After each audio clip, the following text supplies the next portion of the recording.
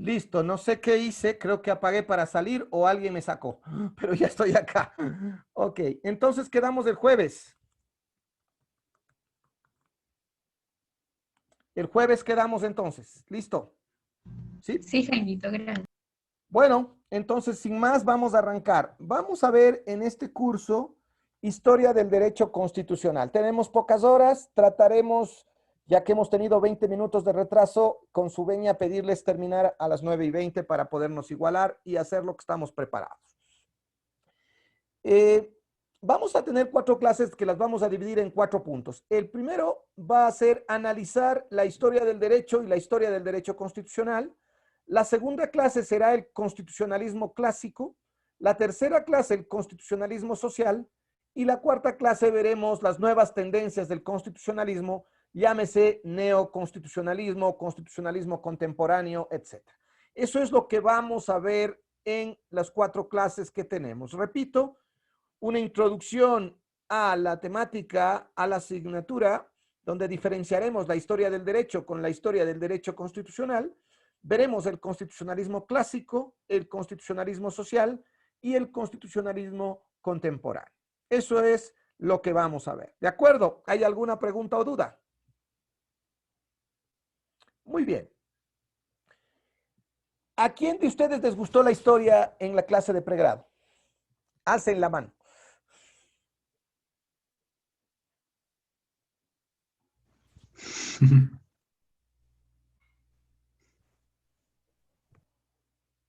¿A quién le gustó?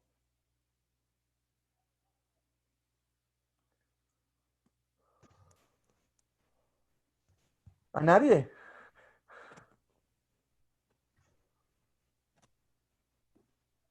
¿A nadie le gustó historia del derecho?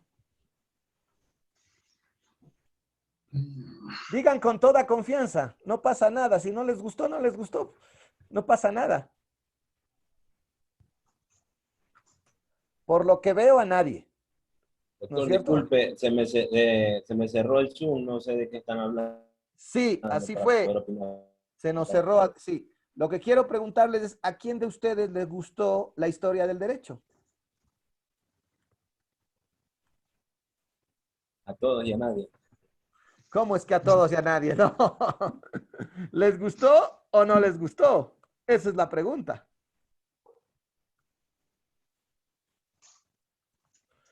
Siguiente pregunta. ¿Ustedes creen que la historia del derecho puede servir para algo?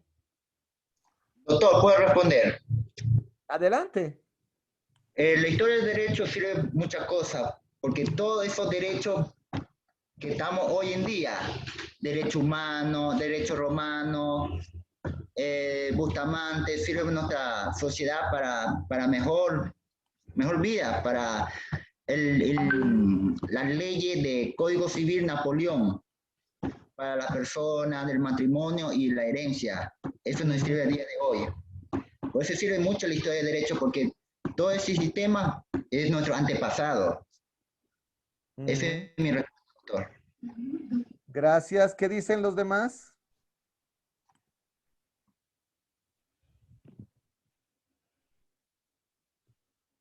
¿Encuentran alguna utilidad en esto? ¿O es que el profesor les obligó a aprenderse de memoria fechas, datos, etcétera?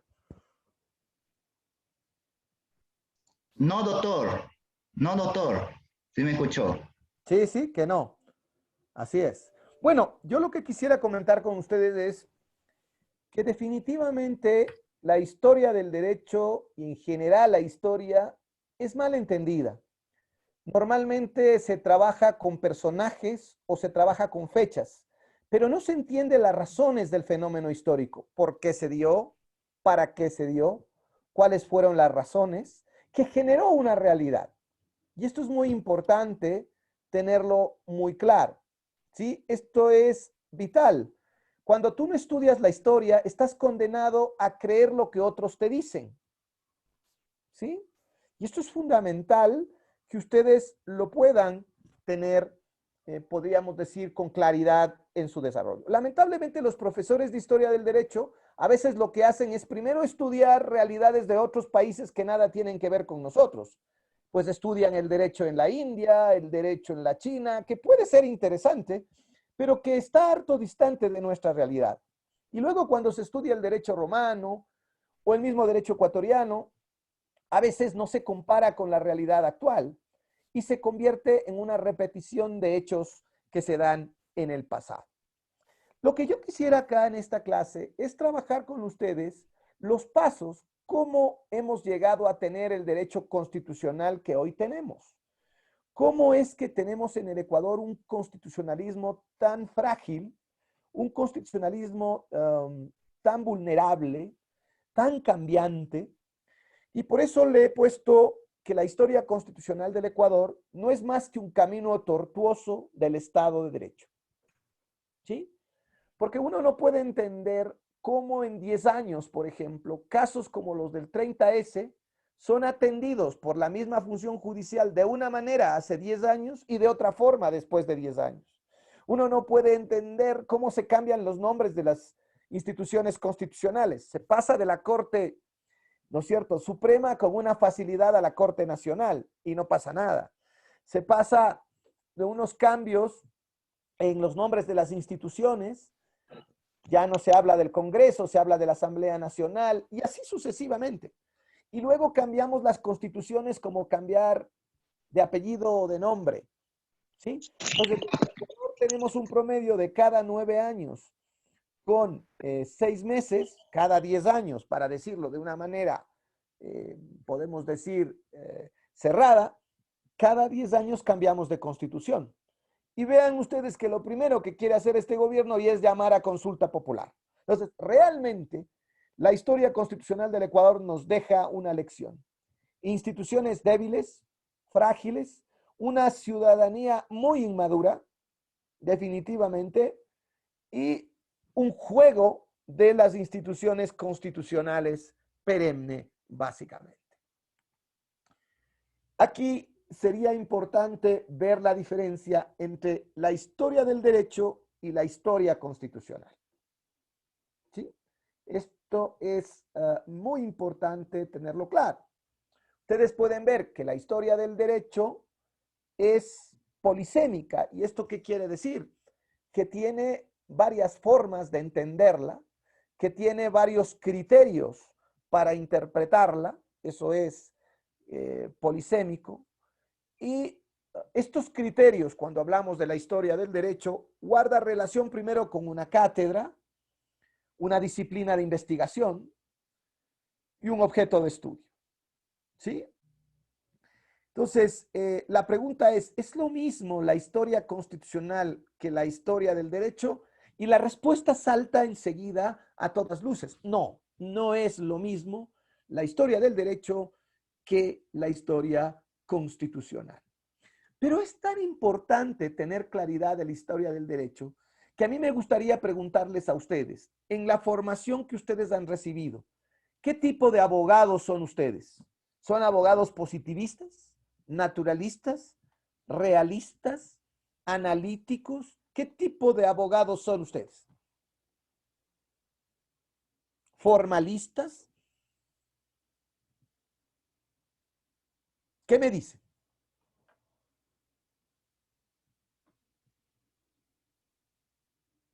¿Qué me cuentan? A ver, ¿quién quiere intervenir? Buenas noches, doctor. Buenas noches.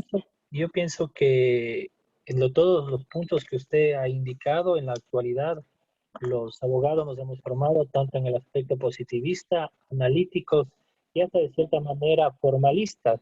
Recientemente con el auge de la introducción del derecho constitucional y a partir de la Constitución del 2008, considero de que estamos entrando dentro del aspecto ya constitucionalista, a ser más analíticos y pasar de la norma jurídica positivista de solo la ley a pasar a la normativa constitucional. Por lo cual considero que en el transcurso y desarrollo de todos como profesionales del derecho hemos pasado por cada uno de los puntos que usted ha indicado, positivistas, analistas, formalistas, realistas. Ok. Gracias. Indira. Sí, doctor, muchas gracias. Bueno, como uniéndome a las palabras de mi compañero, considero que como abogados al igual que como evolucionan las leyes, nosotros como abogados debemos evolucionar nuestra forma de pensar. Y siempre a raíz de la Constitución del 2008, tenemos una oportunidad de ser garantistas de derechos y respetar los derechos fundamentales. Es por eso que, a pesar de que muchas veces nos ha resultado un poco pesado el estudio de la historia del derecho porque se han estudiado contextos distintos al de nuestro país, es importante abordar estos temas para ver la evolución jurídica de cada una de las instituciones del derecho. Entonces, en ese contexto yo considero que pese a que antes se manejaba un tema del positivismo, pienso que ahora se maneja un derecho fundamental que garantiza siempre el respeto legítimo a cada uno de los derechos naturales, personales y personalísimos de cada una de las personas. Entonces, yo pienso que las leyes evolucionan así como evoluciona la sociedad y los abogados no podemos detenernos en una sola corriente. Entonces, yo considero que, como dijo mi compañero, es importante que nosotros, a medida de la evolución de la sociedad y las leyes, vayamos evolucionando nuestro pensamiento analítico a fin de siempre proteger y velar por los derechos de las demás personas, recordando que nuestro derecho termina donde inicia el del otro. Y puede ser una frase que sea considerada muy trillada, pero nosotros como futuros constitucionalistas tenemos que ser siempre garantistas de estos derechos de cada uno de los ciudadanos y, en el caso de la Constitución del 2008, del medio ambiente también como sujeto de derechos. Eso, muchas gracias. Gracias, Indira. Eric.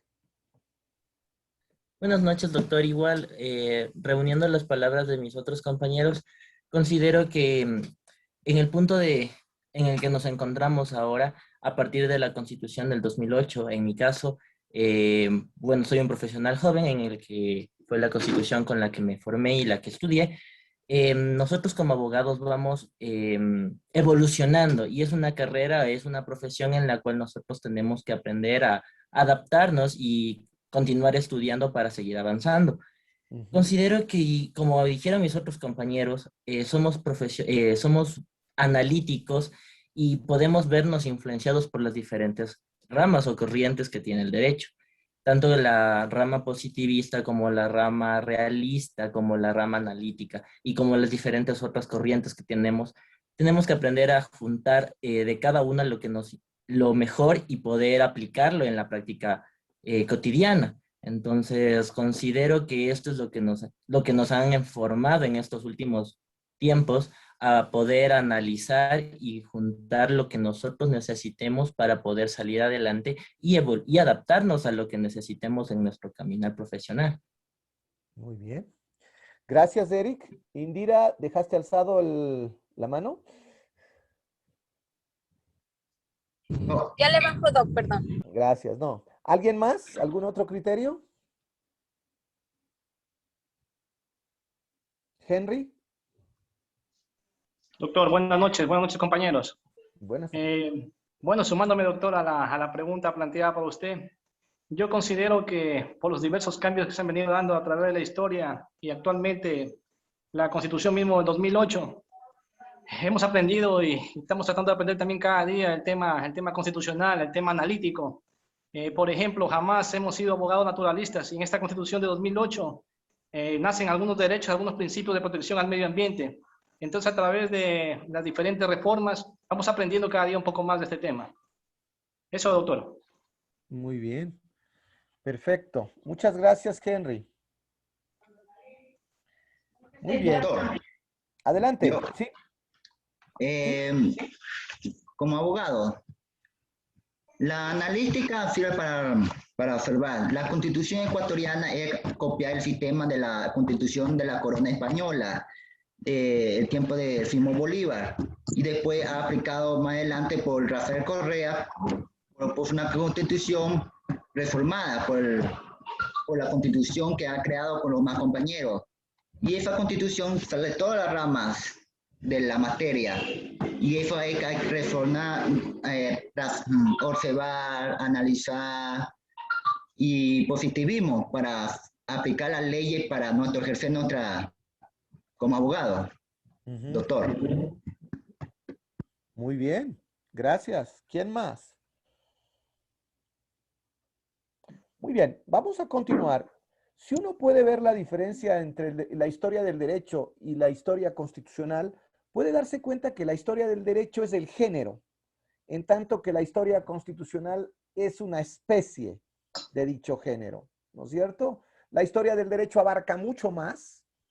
La historia constitucional básicamente se centra o se concentra en la rama específica del derecho constitucional, que dicho sea de paso, cada vez ha ganado más fuerza. Antes se solía decir que el derecho civil era el derecho que de alguna manera guiaba y daba lógica al resto del derecho. Yo sigo pensando en eso. Sin embargo, hoy el derecho constitucional ha ganado mucha fuerza, no solo dentro del derecho público, sino que hemos ingresado a un proceso de constitucionalización de prácticamente todo. Hay un proceso de constitucionalización de la vida privada, hay una constitucionalización de prácticamente todas las áreas del derecho y de la realidad, ¿sí? Entonces, lo que queremos ver ahora es cómo esta constitucionalización ha avanzado y se ha dado en el Ecuador. Ese es el saber que vamos a analizar, una cátedra muy corta, pero vamos a tratar de entender estos aspectos de la historia constitucional básicamente. ¿Alguna pregunta o duda? ¿Qué es la historia del derecho? Básicamente para que ustedes puedan entender. En primer lugar, la historia del derecho estudia el fenómeno jurídico, ¿sí? Es una disciplina que se encarga de estudiar el fenómeno jurídico en perspectiva histórica. Lo que busca entender es cómo ha sido el derecho en una sociedad determinada, ¿sí? ¿Cuál fue el criterio del derecho en el pasado? Y aquí les hago una pregunta. Si ustedes quisieran saber cómo fue el derecho en la audiencia de Quito, ¿qué deberíamos estudiar?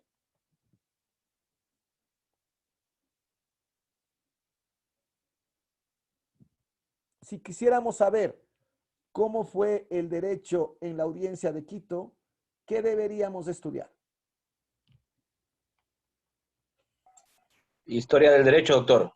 Claro, pero ¿qué deberíamos estudiar?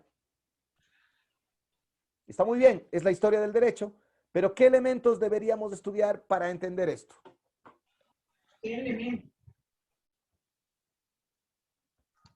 La Constitución, doctor.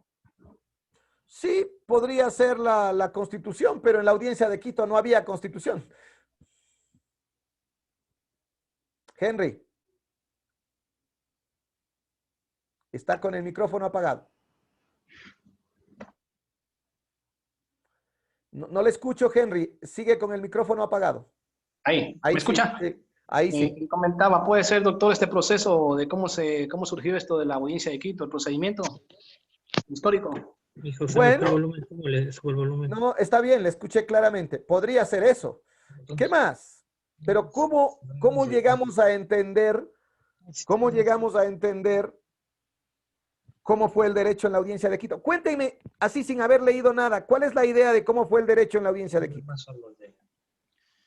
Doctor, yo pienso que se tendría que estudiar como en la audiencia de Quito estaba regido por la corona española, los decretos en ese entonces emitidos por el rey para que decretos y normas y resoluciones Ajá.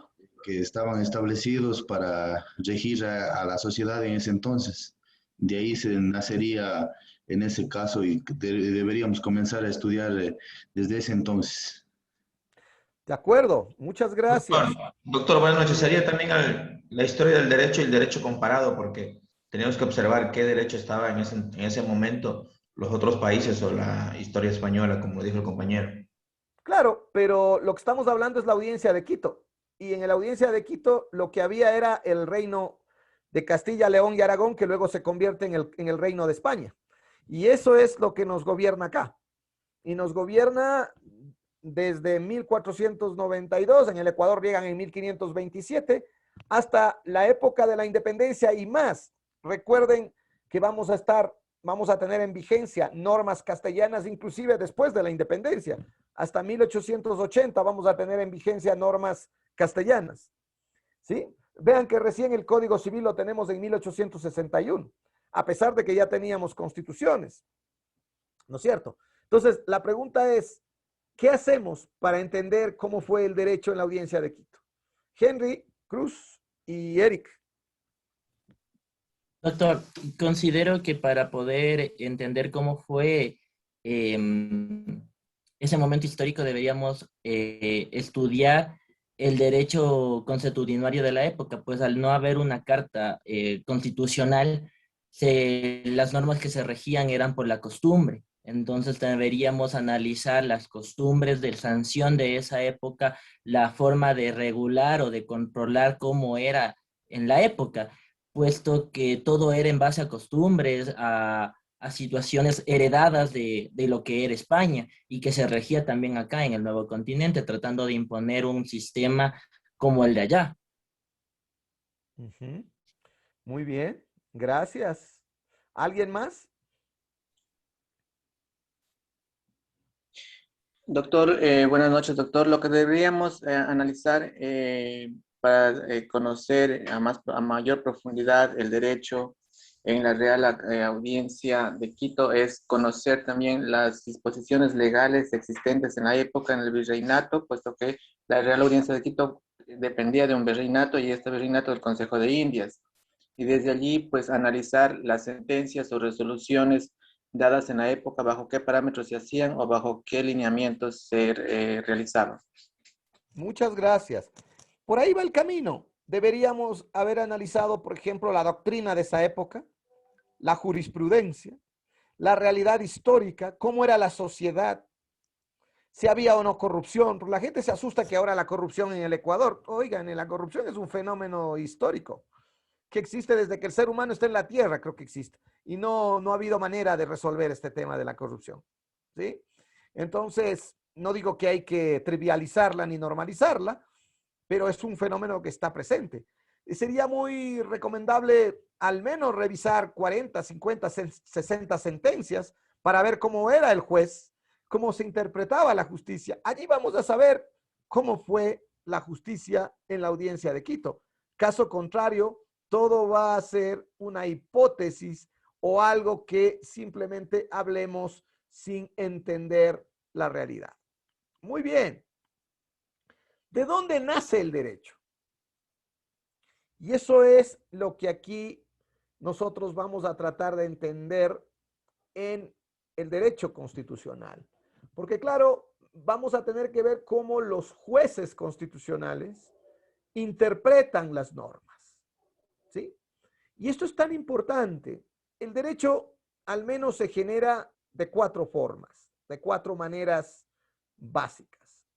En primer lugar, podemos decir la capacidad normativa que tiene el legislador. El legislador dicta leyes. Y la capacidad que tiene el constituyente para, la función del constituyente es dictar una constitución o reformar una constitución. Entonces, ¿de dónde nace el derecho? En primer lugar, o del legislador con sus leyes, o del constituyente con sus normas constitucionales. Esto es fundamental tenerlo claro. ¿Sí? En segundo lugar, ¿de dónde nace el derecho? Pues el derecho nace de los libros de los estudiosos, de las investigaciones. Y allí podríamos hablar, claro, de la doctrina. Hablamos es el origen dogmático, nace de lo que los estudiosos consideran que es el derecho, ¿sí? Por ejemplo, si hablan de Bobbio, si hablan de Kelsen, ¿sí? Son autores que van a leerlos y que van a tratar de darnos claridad a lo que nosotros estudiamos, ¿sí? Por ejemplo, en el tema de que se aplique la Constitución por encima de la ley, quisiera hacerles una pregunta. ¿Desde cuándo creen que esto se da en el Ecuador?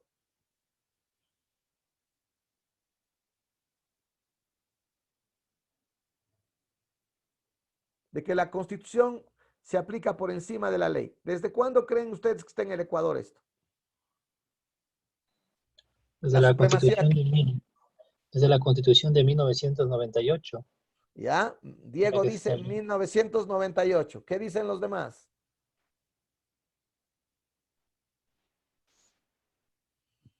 Henry. Yo digo desde 1998, doctor, y se amplía en el 2008 con la de Montecristi. Ya. ¿Qué dicen los demás? Desde el 2008, doctor, nos parece. 2008. ¿Alguien que piense que no es desde el 2008 o que es desde 1998? Doctor, yo pienso que la Constitución está sobre la ley desde que se firmó el Tratado de la Convención de los Derechos Humanos, el Pacto de San José de Costa Rica. Ya. Estamos hablando entonces desde dos aspectos, desde la Declaración Americana de Derechos Humanos y desde la Declaración de Derechos, ¿no es cierto?, del Hombre. Muy bien, o de los Derechos Humanos de 1948 y la Declaración de Derechos o el Pacto de San José, que es de la OEA, que es de básicamente americano. Muy bien. ¿Quién más? Pues les cuento que no, que en Ecuador se habla de esto. Luis Felipe Borja, uno de los más grandes juristas del siglo XX y realmente de finales del XIX, él decía que si hay un choque entre la Constitución y la ley hay que aplicar la Constitución. 1890 ya hablaba de esto. ¿Qué les parece? ¿Sí? Es decir, que la historia no es que sirve para recordar lo que pasaba antes y que no nos conecta y no nos sirve de nada. Sirve para recordar que muchas veces somos tercos y que no queremos manejar los conceptos y que necesitamos que alguien de otro país, de otro lado, venga y nos diga para poder entender que hay instituciones que deben manejarse de una o de otra forma. ¿Sí?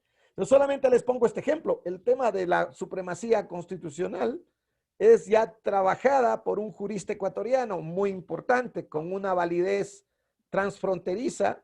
Él estudió en Europa y escribía en francés. Entonces, esto es muy importante que ustedes lo tengan claro. ¿Sí?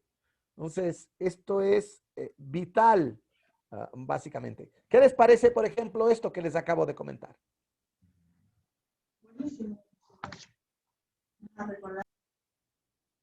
¿Qué dice doña Nicole? Sumamente interesante, Jaime. Yo desconocía al respecto y sobre todo ver que un concepto tan importante como la supremacía constitucional fue trabajada en Ecuador propiamente por un jurista ecuatoriano. O sea, no viene con un concepto de otro país, sino que se pudo desarrollar aquí. Efectivamente. Qué increíble conocer este dato. Efectivamente, a mí me parece que ese es un dato, es desconocido por la gran mayoría de los ecuatorianos, pero realmente es increíble. O sea, esto que la mayoría de nosotros creemos que viene del 1998, del 2008, hace más de un siglo ya lo discutíamos. Al menos ciertos autores ya conversaban sobre este particular. ¿Sí? Y por ello es que estamos hablando de dónde nace el derecho y la segunda forma es este origen dogmático, el dogmático jurídico que proviene de los libros. La tercera fuente de donde nace el derecho, de la jurisprudencia. Los jueces son creadores del derecho con su interpretación práctica, ¿sí? Los jueces crean el derecho definitivamente. Y por último, podríamos hablar de una interpretación social o de un surgimiento social del derecho, donde se habla de la sociedad, algunos hablan de la población, con los diferentes puntos de vista, ¿sí? Entonces, la historia del derecho, la historia constitucional, va a tener que ocuparse de entender el estudio de estos cuatro fenómenos como en perspectiva histórica. ¿Cómo era el derecho constitucional en 1830? ¿Cómo los jueces resolvían? ¿Cómo los juristas estudiaban y analizaban? Y cómo esto se concentraba o se convertía o se traducía en normas existentes en cada época. ¿Estamos claros? Muy bien. ¿Cuáles son las etapas históricas del derecho local? Y luego vamos a ver las etapas del constitucionalismo. Pero ¿cuáles son las etapas históricas del derecho? Cuando ustedes estudiaron la historia del derecho en el Ecuador, cuéntenme un poco. ¿Qué etapas vieron?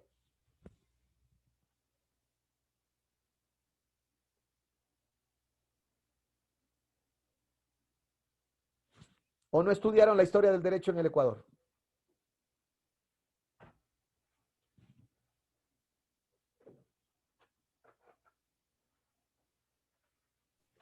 Eric.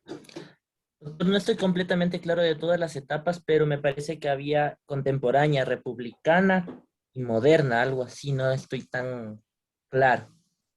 Ya. Muy bien. ¿Alguien más? Cuando estudiaron el derecho constitucional ecuatoriano, ¿cómo dividieron su estudio? O no lo o si no estudiaron, digan, no, no lo vimos.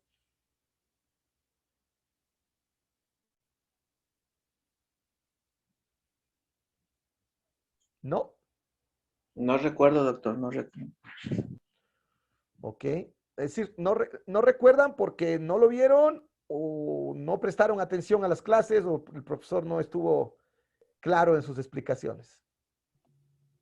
Bueno, doctor, perdón, normalmente los que estudiamos del 2010 para abajo, prácticamente tendríamos solo un ciclo de derecho constitucional y, y no pudiéramos verificar esa situación de la historia del derecho constitucional que no nos profundizaban a más. Ya, ok. Entonces no hubo, digamos, no se profundizó en el tema. Muy bien. Pero ustedes cuando veían la historia en general, ¿qué veían? ¿Qué etapas eran? Algo nos dijo Eric, pero ¿qué etapas miraron?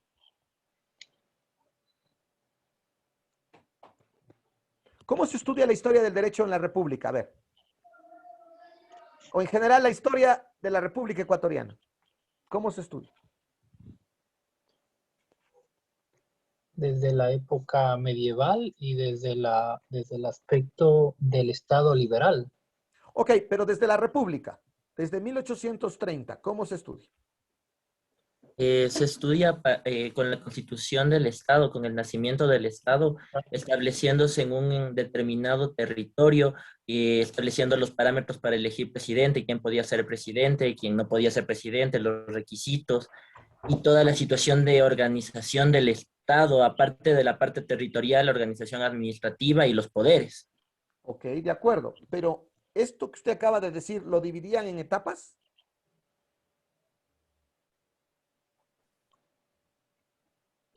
Son divididas por etapas, considero yo después, por influencia, por ejemplo, de lo que yo recuerdo en base a las constituciones que tenían ciertas características y constituciones que después reconocían otros derechos o tomaban otras corrientes y ahí ya terminaba una etapa del Ecuador en la época constitucional.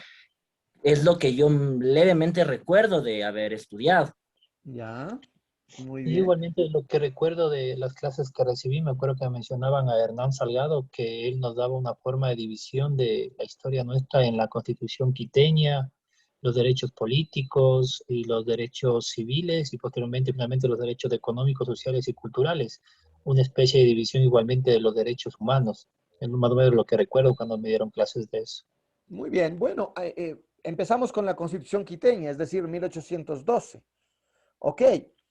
Pero la Constitución quiteña es prerrepública. La pregunta es, ¿en qué etapas tomaban?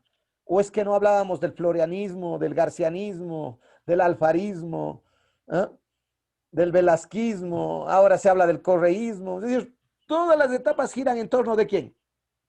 De un gobierno, de un presidente. Giran en torno de personas. Neoliberalismo también que existía. Claro, es decir, giran la historia, o algunos historiadores insisten en dividir las etapas históricas del derecho en torno de personajes notables, generalmente los presidentes, o de ciertos hechos relevantes, como por ejemplo la Revolución Liberal. ¿sí? Algunos hablan del neoliberalismo. Yo la verdad que no he visto que exista neoliberalismo en el Ecuador. No, no lo he visto. Y así lo digo claramente. No he visto que ser privatizado, no he visto. ¿Sí? Realmente sí han habido algunas tendencias de desmantelar el Estado, pero llegó el presidente Correa y el Estado más bien creció mucho. Y hoy el Estado está bastante crecido. Entonces, pero el punto acá es que más allá, la historia ha girado y la historia del derecho en torno de tres ejes. Uno, personajes notables. Dos, hechos relevantes. Y tres, normas. La historia del derecho ha sido la repetición de las normas. Tuvimos una constitución en 1830 que hizo esto, el otro. ¿Servirá para algo repetir como loro los artículos que había en la constitución de 1830 o de 1835 o lo que fuera? ¿O habría sido mejor analizar si esa constitución se aplicó en la realidad? ¿Cómo aplicaron los jueces?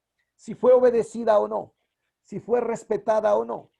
Porque una de las características, a mi juicio, del Ecuador es la falta sistemática de sumisión a las reglas constitucionales. Las queremos cambiar todo el tiempo. Y ya toca, ya han pasado 10 años, ya toca una asamblea, toca una reforma, toca otra constitución, ya toca. Nosotros tenemos un desdén por tener instituciones estables, que duren 200 años, que duren 50 años, que duren 100 años. Eso no nos gusta mucho a nosotros. Lo que nos fascina a nosotros es refundar las cosas. Refundar y refundar y refundar. Cuando el éxito de un Estado, el éxito de las normas, es que permanezcan en el tiempo y que no se vayan cambiando y cambiando. Vean el gran problema de la materia penal. Delitos, yo creo que hasta pensar es delito. ¿Qué hiperinflación de delitos? Todo es delito. Y pedimos más delitos y más cárcel y más y más. Entonces, lo que quiero decirles acá es básicamente que lo que vamos a analizar ahora es cómo serían las etapas del derecho y luego veremos la etapa del derecho constitucional. ¿Sí? Entonces, quiero compartir con ustedes estas etapas que van a ver allí y luego veremos las etapas del derecho constitucional. Las etapas del derecho local, a mi juicio, y de acuerdo al menos en las 4 primeras con Alberto Wright, y luego yo coloco 2 etapas adicionales, a mi juicio las etapas del derecho en el Ecuador son 6. Etapas largas, prolongadas, donde uno puede ver cómo se ha desarrollado el fenómeno jurídico, donde uno puede ver cómo han funcionado los jueces, cómo ha sido el sistema de educación, qué principios se han aplicado, cuál ha sido la realidad económica, etcétera, etcétera. Solo así podemos entender cómo marcha o no un derecho determinado. La primera etapa del derecho es la de la transición colonial. Cuando la audiencia de Quito empieza a perder peso y empieza a surgir el movimiento de independencia y, por supuesto, la república. Aquí vemos la primera etapa que va entre 1740 y 1860. A esta etapa, inclusive en el derecho constitucional, yo le llamo etapa del constitucionalismo previo, del constitucionalismo antiguo o del constitucionalismo prerepublicano. ¿Sí? Porque va a tener, yo luego les explicaré cómo en la época de la audiencia existieron instituciones constitucionales bastante interesantes. Esta, la primera etapa, la de transición colonial, es decir, el paso de una estructura a otra. En segundo lugar, viene lo que podríamos llamar la segunda etapa. Esta es la primera, la segunda etapa está acá. Es la que le vamos a llamar la etapa del liberalismo. Una vez que ha nacido la República, una vez que se ha consolidado la República, en 1861 se da la posibilidad inclusive de elecciones directas. Cuando llega García Moreno se ha logrado unificar al país. Recuerden que tuvimos 4 gobiernos, justamente cuando él llega a finales de 1859. Y aquí vamos a tener la segunda etapa, lo que le vamos a llamar la consolidación del modelo liberal. ¿Sí? Aparece el liberalismo. ¿Sí? Vean ustedes la antigüedad del liberalismo, que hoy se sigue hablando de liberal. Yo, por ejemplo, soy liberal. Soy un liberal completo. No soy del Partido Liberal Radical ni alfarista. No, no, yo soy liberal. Liberal, liberal. ¿Sí? Que ya luego les explicaremos claramente. Entonces, y vean, el liberalismo tiene varias tendencias. Y ustedes dirán, pero ¿cómo puede surgir el modelo liberal en la época de García Moreno, que es conservador? Pues había un liberalismo conservador, luego un liberalismo menos conservador, y así va surgiendo esta realidad. Aquí este liberalismo se va a tener unas características muy importantes, como, por ejemplo, el separarse de la iglesia, el que el Estado pueda tener nuevas funciones, que es muy importante, básicamente, y luego la primera modernización del Estado. Aquí podríamos hablar de una primera modernización del Estado. La tercera etapa es la crisis generada por el modelo liberal. Y esta crisis viene dada por la primera gran caída económica mundial, donde los mercados van a mostrar la debilidad que existe en el mundo. Y claro, Ecuador va a necesitar una segunda modernización del Estado. Acá, o quizá para algunos es la primera. Aquí en esta tercera etapa va a crearse, por ejemplo, la Procuraduría, la Contraloría, van a aparecer una cantidad de normas sociales, leyes como el Código de Trabajo, la Seguridad Social, etc. Y además, el modelo liberal en esta tercera etapa va a ser complementado o corregido por un nuevo modelo que trata de cubrir los errores de este modelo. ¿Y cuál es esta nueva realidad que aparece? La realidad del socialismo, que aparece con derechos, por ejemplo, económicos, sociales y culturales. Y surge aquí un nuevo movimiento que será el constitucionalismo social. ¿Sí? Es tan interesante ver cómo el liberalismo necesita un complemento que va a darse por el socialismo. El surgimiento de actores colectivos, de nuevos derechos, etc. ¿Hasta ahí estamos claros de estas tres etapas? ¿O hay alguna duda o pregunta? Una cuarta etapa. Doctor, una consultita. Usted manifestaba separación de la iglesia con el Estado, o sea, eso quiere decir que desde la creación de la Constitución la iglesia estuvo vinculado hacia el Estado. Claro, hasta más o menos 1895. Y si usted ve, todavía sigue. Cuando hay un problema social, ¿a quiénes buscan primero? ¿Quiénes son los mediadores? Siempre buscan a la iglesia, que al curita tal, que al obispo tal, que no sé cuánto. Es decir, la iglesia siempre ha tenido un poder muy fuerte. Es más, cuando nace el Ecuador, quienes nombraban a las autoridades eclesiásticas era parte del Estado, porque esto venía de España. Y ahí el gran debate fue, ¿va a ser el Estado el que nombre o cómo lo vamos a hacer? Vea usted que el modus vivendi, que es el instrumento que regula las relaciones entre Vaticano y Ecuador, recién está con fuerza desde 1939. ¿Sí? Entonces, sí, había una gran influencia de la iglesia. Otro ejemplo, vea usted que el registro civil recién aparece en 1901. Antes, todo lo referente a nacimientos, matrimonios, defunciones, estaba en manos de la iglesia. Otro aspecto, no había el divorcio, a pesar de que Ecuador fue uno de los primeros países que aceptó el divorcio definitivamente.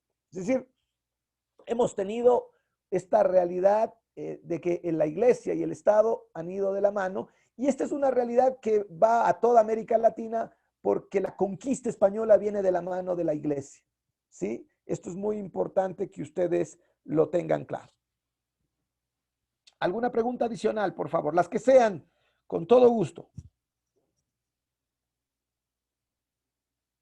Pasamos a la cuarta etapa entonces.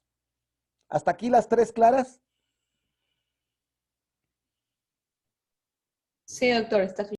Es importante que vean que en la primera etapa va a ser una transición de derechos desde la monarquía a la república. En la segunda etapa vamos a tener derechos individuales, todas las libertades, derecho de libre pensamiento, libre asociación, libre trabajo, es decir, la libertad.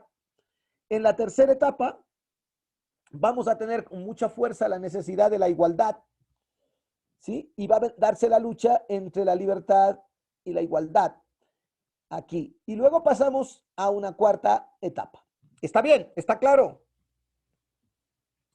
Pasemos a una cuarta etapa, que es aquella relacionada básicamente a lo que llamaríamos el desarrollismo militar, ¿sí?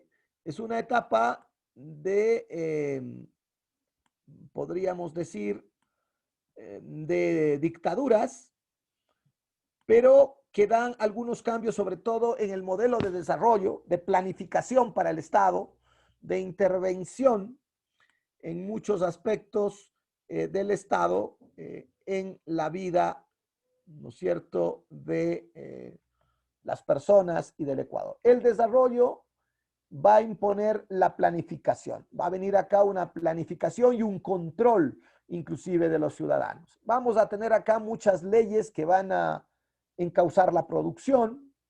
Va a haber incentivos para la producción. Va a haber muchísima legislación económica, definitivamente. Acá en esta etapa también la burocracia va a crecer y va a aparecer un fenómeno que se quiso corregir en la década de los 90 y en los 2000 y 2010, que es el exceso de jurisdicciones especiales. Hay una cantidad de jurisdicciones especiales dependientes del Ejecutivo, ¿sí? Que le quitan fuerza al Código Civil y al Código de Comercio de esa época. Hoy recuerden que tenemos un nuevo Código de Comercio y se está discutiendo una reforma de Código Civil. Es más, en esta etapa, la profesión del derecho llega a especializarse, se diversifica, crece. Vean que en Ecuador hay estudios grandes, quizá el más grande nace en 1921, pero no es que en Ecuador hay estudios enormes como en otros países. En Estados Unidos hay estudios de 5,000 abogados, de 10,000. Acá lo más grande será un estudio con 100 abogados. Y hoy se está dando la tendencia de la unificación de estudios de otros países. Se están haciendo estudios globales, estudios jurídicos globales, ¿no? Hoy, por ejemplo, está Danton, está ESIJA y varios estudios mundiales que están en el Ecuador. En esta etapa también crece el número de facultades de jurisprudencia. Vamos a tener entre 10 y 12 facultades de jurisprudencia, definitivamente, ¿sí? Ahora, yo diría que a pesar de todo vamos a seguir el modelo chileno de formación. No va a haber un replanteo teórico. Van a haber ciertos autores, ciertos temas propios del Ecuador, como por ejemplo la de las 200 millas, pero no es que hay una creación jurídica enorme. No quiero decir que no exista, hay, pero es más bien, podemos decir, limitada. ¿Estamos? Después de esto aparecen dos etapas más del derecho. La quinta etapa la he llamado neoliberalismo o democracia fallida. Y aquí mi pregunta es, entre 1979 y 1998, ¿realmente tuvimos neoliberalismo? ¿Realmente tuvimos democracia? O sea, vean ustedes cómo la cantidad de presidentes que tuvimos, una crisis de instituciones enorme, ¿sí? Entonces, aquí yo preferiría decir que hemos tenido una debilidad democrática. Y la última etapa es la que viene desde 1998 en adelante hasta el 2021, que le podríamos llamar la etapa neo. La etapa neopopulista.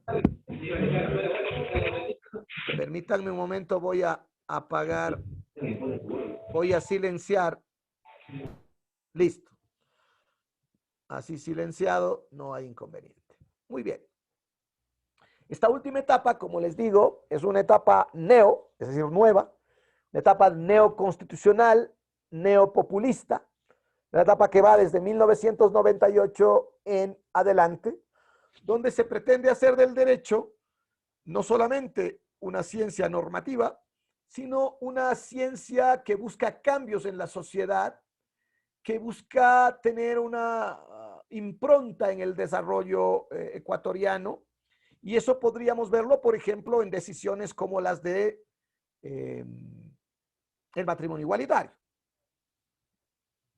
¿Sí?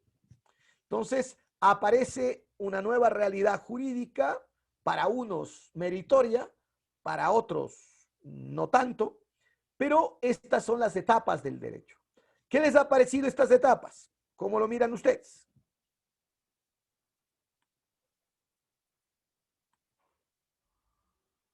Antes de pasar ya a la historia constitucional.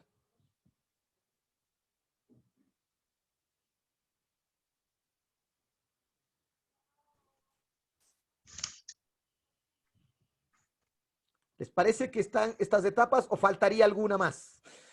Yo, vean, no le estoy poniendo ni a Alfaro, ni a Flores, ni a nadie. Simplemente es un análisis de los sistemas jurídicos, del sistema jurídico ecuatoriano y su realidad, su relación con la democracia, con la institucionalidad, con la estabilidad. Eso es lo que tiene que hacer el derecho. ¿De qué nos sirve tener la mejor constitución si no tenemos estabilidad? ¿Sí? ¿Preguntas o dudas antes de pasar al siguiente tema?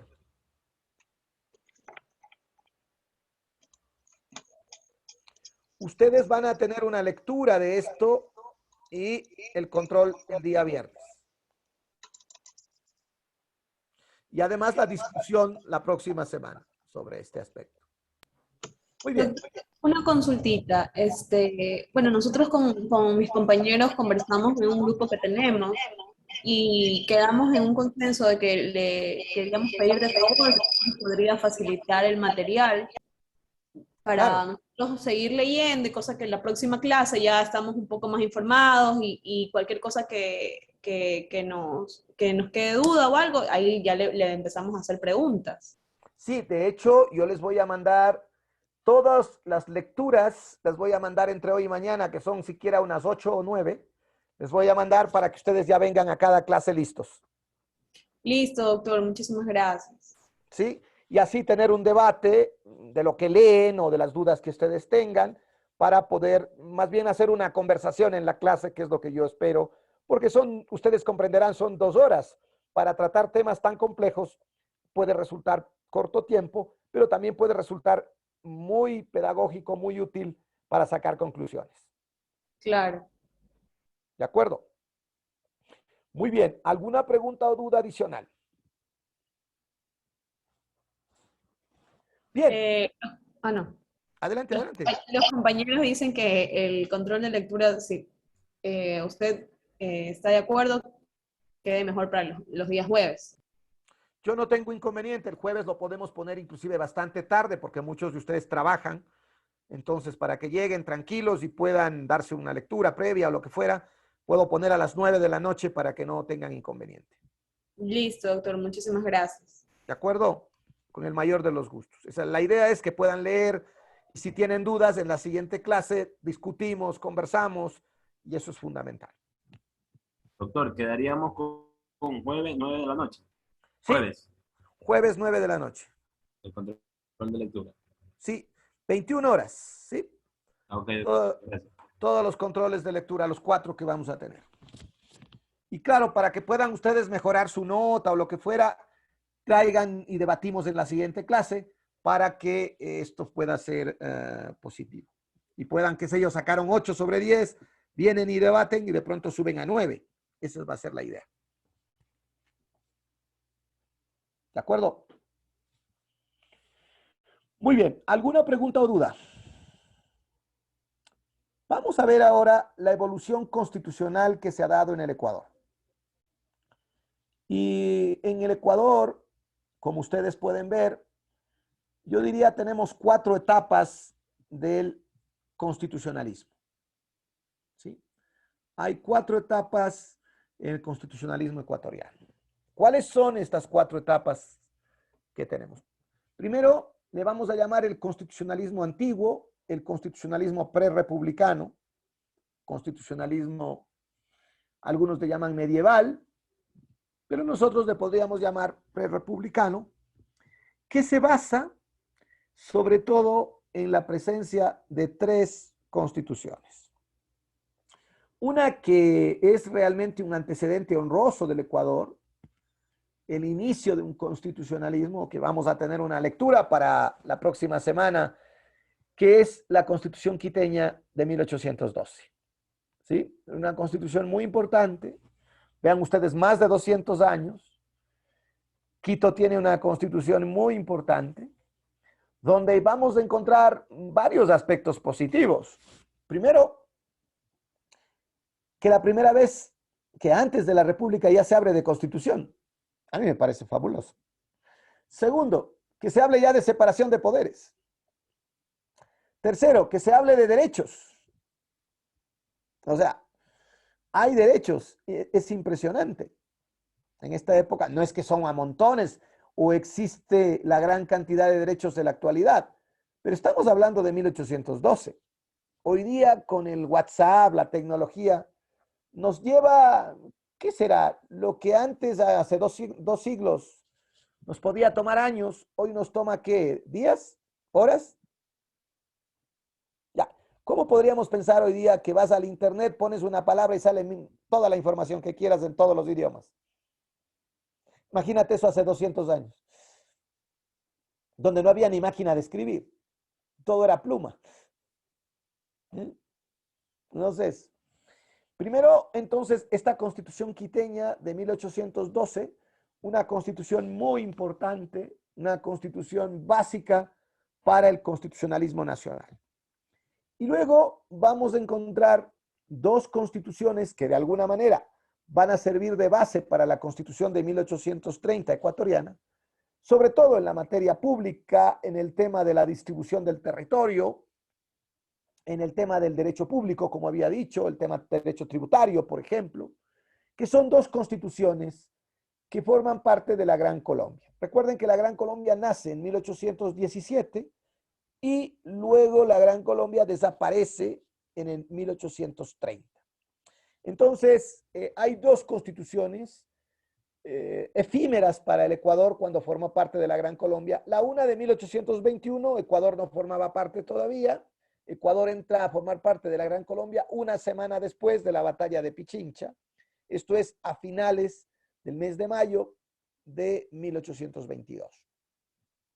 Y la otra constitución que va a tener importancia es la Constitución bogotana de 1830, que se da pues un poquito antes de que el Ecuador salga de la Gran Colombia. ¿Sí? Entonces tenemos esta primera etapa, esta primera evolución constitucional referido a la etapa pre-republicana. ¿Estamos claros? ¿Alguna duda sobre esta etapa? Luego pasamos al constitucionalismo clásico. El constitucionalismo clásico, como ustedes ven, es el constitucionalismo del liberalismo.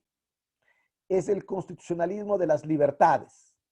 Es el constitucionalismo en el cual el individuo es el que importa más que los grupos, que los derechos del ser humano son, al menos los que defienden los derechos civiles y políticos, los que defienden las libertades, son fundamentales.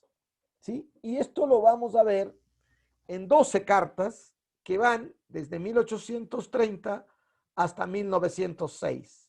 Pero vean solamente aquí la cantidad de cartas en menos de 100 años. O sea, es brutal, ¿no? 1830 a 1906. Vean la cantidad de constituciones. Realmente es pavoroso. En esto competimos con Venezuela y con Bolivia, en la mayor cantidad de constituciones. Con Colombia no. Colombia tiene una constitución antes de que se dé la de 1991, la cambiaron por la de 1800, mejor dicho, reformaron o la dejaron sin efecto la de 1886. Es decir, fue más de un siglo. Nosotros, nuestro deporte nacional es cambiar constituciones, definitivamente. ¿Sí? Entonces, esta segunda etapa, la del constitucionalismo clásico, que repito, es la del constitucionalismo de las libertades de los individuos, básicamente. Y se relaciona con el liberalismo como filosofía, como teoría económica, teoría jurídica, básicamente. Pasamos luego al tercer constitucionalismo, que es el que le vamos a llamar constitucionalismo social. Es el constitucionalismo de influencia socialista, es el constitucionalismo de la igualdad, no puede haber solo libertad, sino que tiene que haber igualdad, es el constitucionalismo de nuevos sujetos de derecho, no puede ser solo el individuo, sino que tiene que haber otros grupos, otros titulares de derecho, y empiezan a surgir con fuerza, por ejemplo, los pueblos indígenas, ¿sí? Los trabajadores, por poner algunos ejemplos.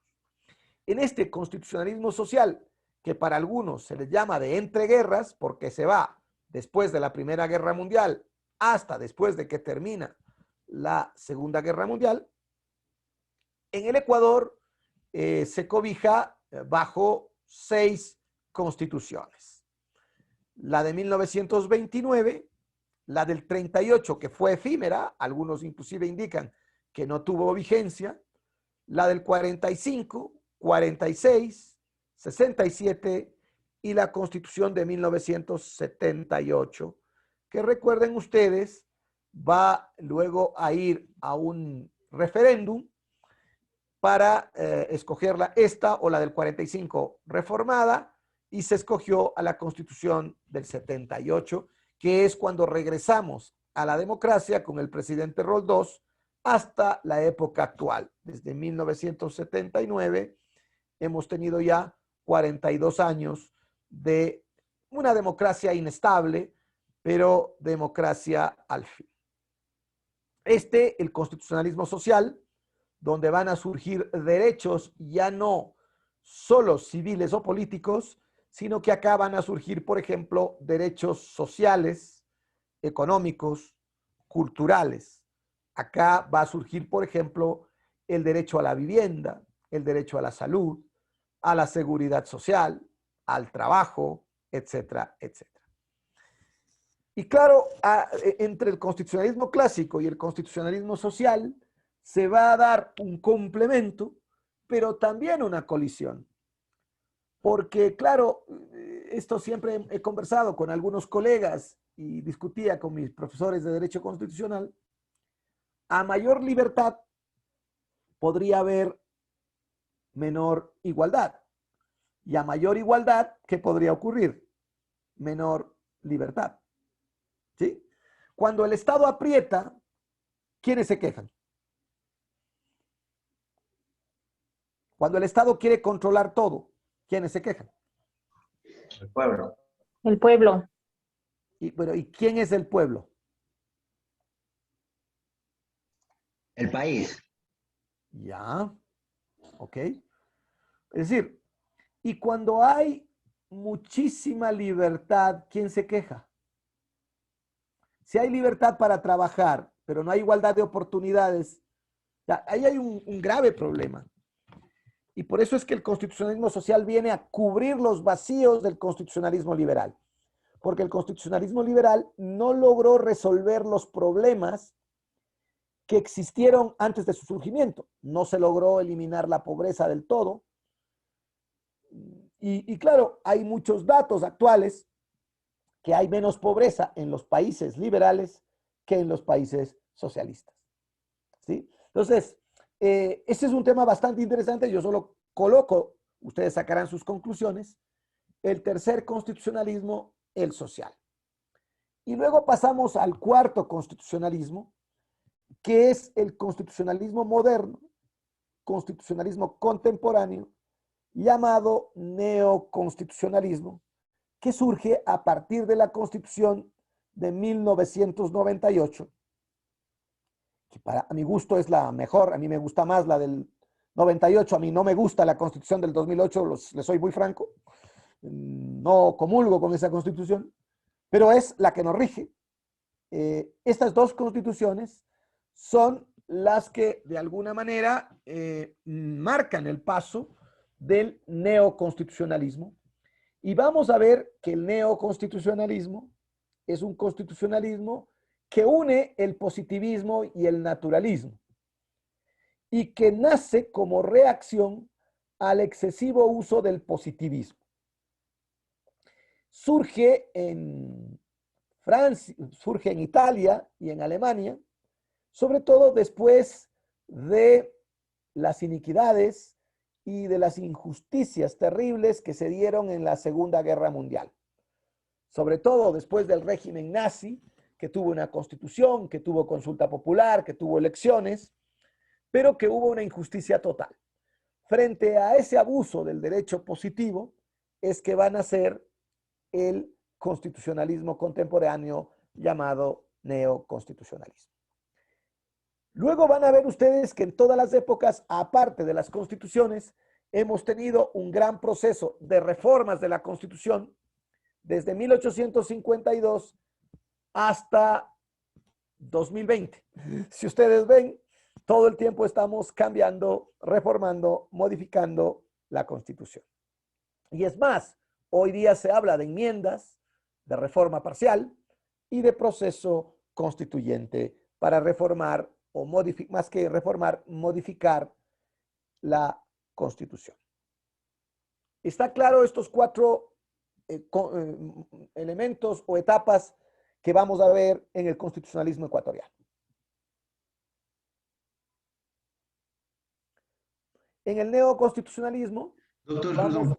Sí, preguntas.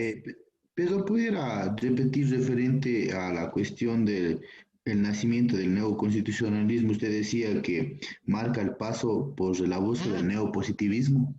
Es decir, hay un abuso del positivismo, definitivamente, y para tratar de tener una nueva realidad, una nueva teoría del derecho, porque el neoconstitucionalismo es una nueva teoría del derecho, y esto quiero que esté claro, no es solamente un elemento del constitucionalismo, y lo vamos a ver, lo vamos a comparar, lo vamos a analizar.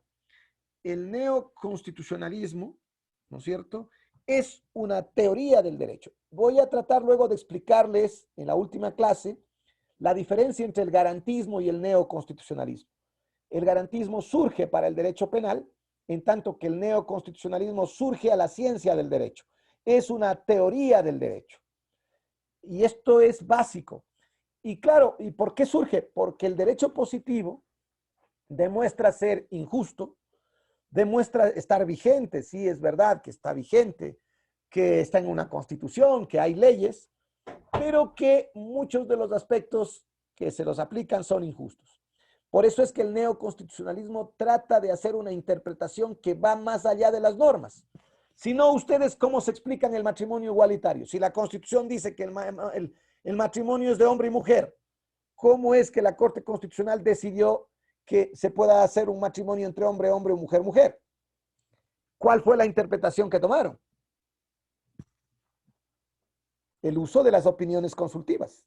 Que las opiniones consultivas, ¿no es cierto?, de órganos internacionales de derechos humanos, estaba por encima de las normas constitucionales y que servía para una interpretación evolutiva, definitivamente. Pero hay otros autores que dicen que no. ¿Cómo es posible que se hagan esos malabares para reformar la Constitución? En todo caso, el neoconstitucionalismo también nos trae nuevos elementos. Ya no existen solo normas reglas, es decir, aquellas normas que tienen una hipótesis y una consecuencia, sino que el neoconstitucionalismo nos trae normas principios, es decir, aquellos conceptos que se adaptan a cada situación jurídica o social. Por ejemplo, si hablamos del principio, ¿no es cierto?, de interculturalidad, en el cual un indígena mata a un mestizo, ¿cuál debería ser la sanción que se le dé a un indígena?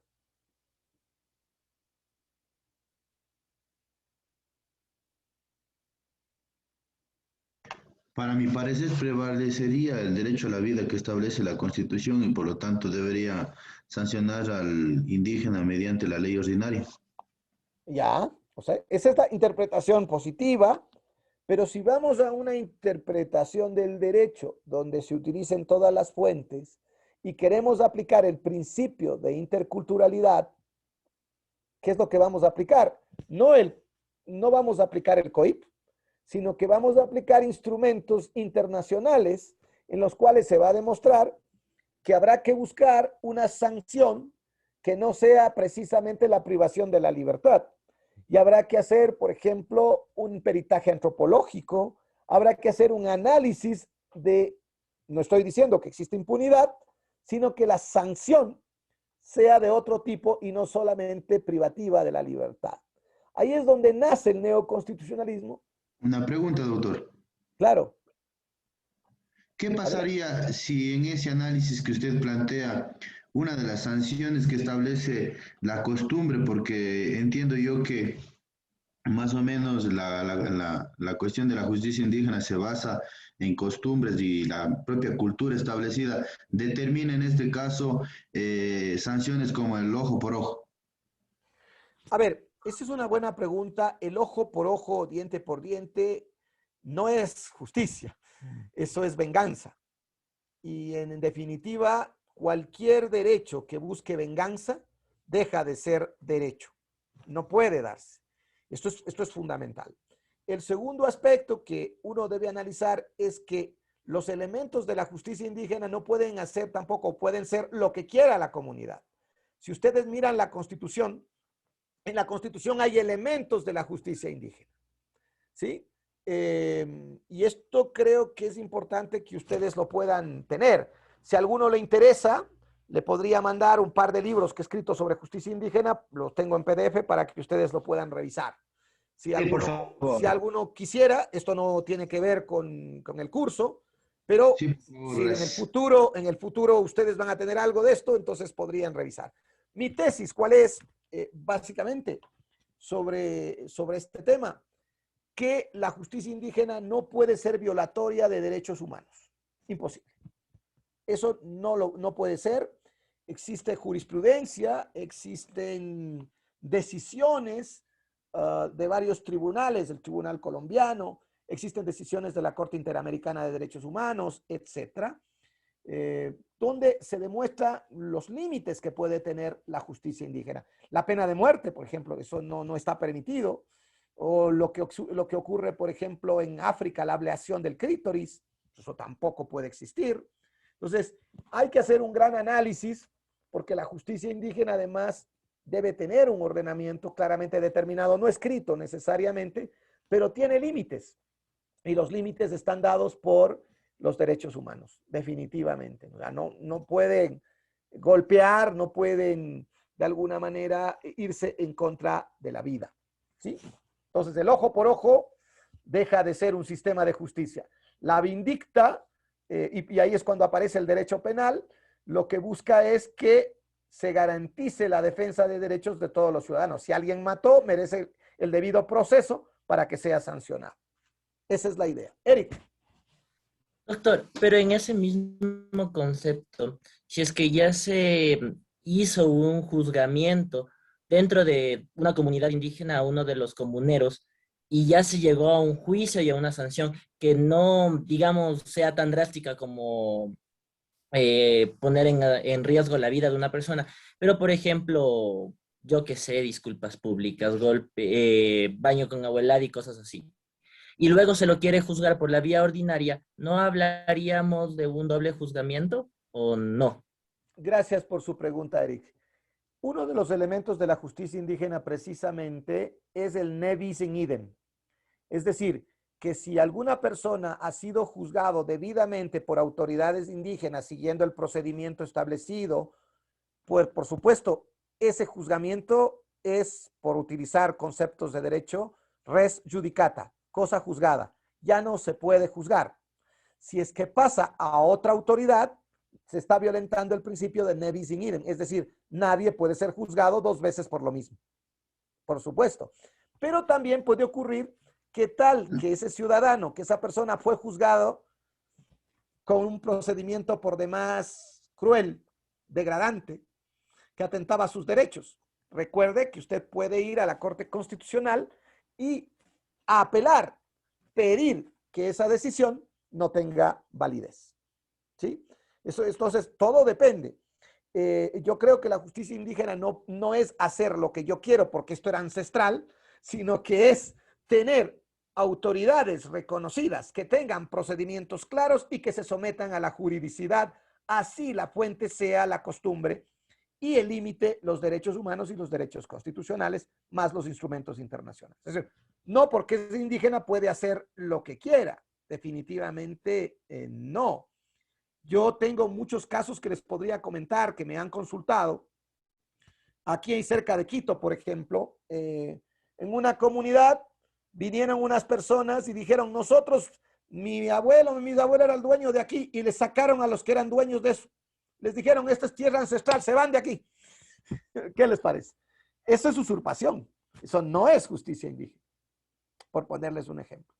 ¿Sí? Entonces, hay que tener mucho cuidado en los... O lo que pasó en octubre. O sea, no es que los indígenas a donde van ellos llevan su derecho. ¿De qué estamos hablando? O sea, no puede ser que ellos vayan y golpeen a los policías. No. Hay reglas muy claras que hay que trabajar con ellos, definitivamente. ¿Sí? Esto es muy importante y hay que trabajar. Yo creo que tiene que haber un intercambio entre las autoridades indígenas con las autoridades nacionales para evitar podríamos decir, el paralelismo jurídico en lugar del pluralismo jurídico. No sé si tienen más preguntas o dudas. Doctor, una pregunta que siempre me ha rondado la cabeza. El homicidio y el asesinato tienen dos concepciones muy diferentes. Ajá. ¿El asesinato pudiera ser juzgado mediante la justicia indígena? A ver, recuerde que en el Pese tema... a ser Sí, termine. Pese a tener, o sea, la cuestión del dolo en este caso y ser o sea, estar en este caso ya con intención de matar a la persona, porque eso ya se iría más allá, no sé, no. Quisiera que me expliques. A ver, aquí hay dos tendencias. La una, la que la Corte Constitucional ha decidido ya. Recuerden que la Corte Constitucional, en el caso La Cocha, habló y colocó límites al tema de la justicia indígena e indicó que en los derechos contra la vida, la justicia indígena no sería competente.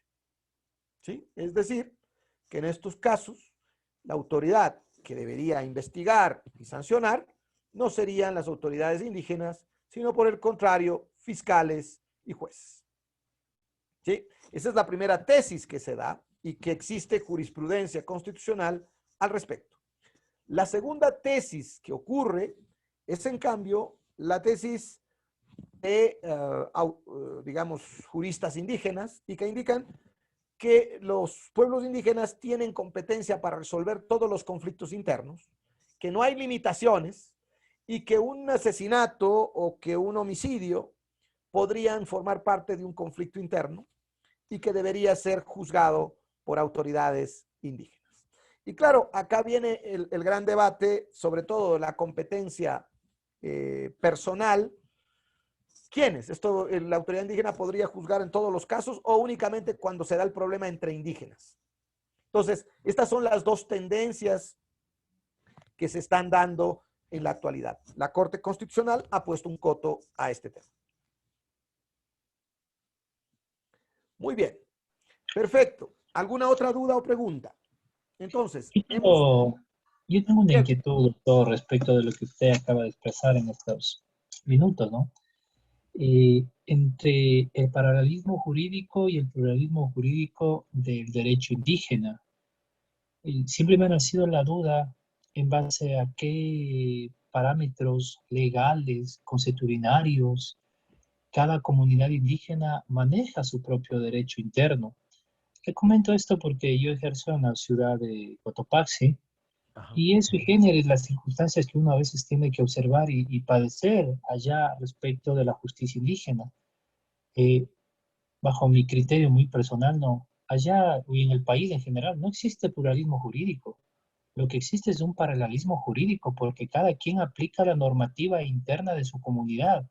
Le comento un caso, y muchos existen en este sentido, ¿no?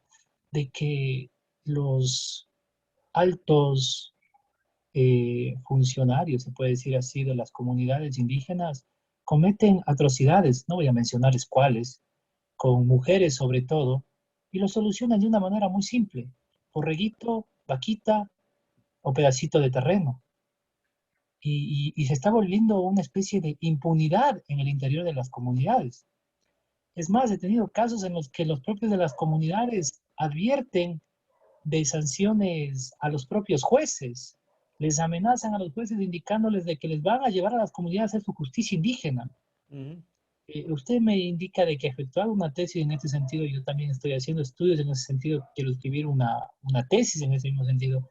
Pero bien lo menciona usted, aquí en este país no existe pluralismo jurídico. Lo que han hecho los indígenas es hacer su propio paralelismo jurídico, hacer su propia nación interna para ellos. No sé si comparta mi criterio o tiene alguna posición en ese aspecto, doctor.